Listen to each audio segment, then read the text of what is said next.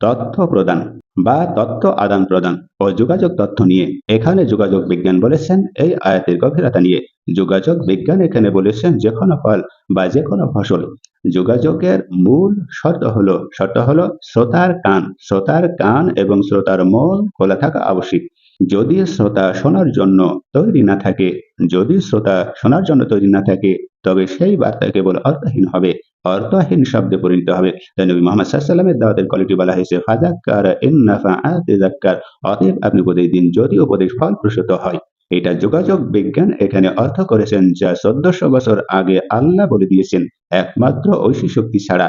তাহলে আয়াতের বাস্তবতা এটাই হলো যে এই আয়াতটি একজন প্রচারককে নির্দেশ দেয় যে আগে ক্ষেত্র প্রস্তুত ক্ষেত্র প্রস্তুত কিনা তা পরীক্ষা করতে হবে।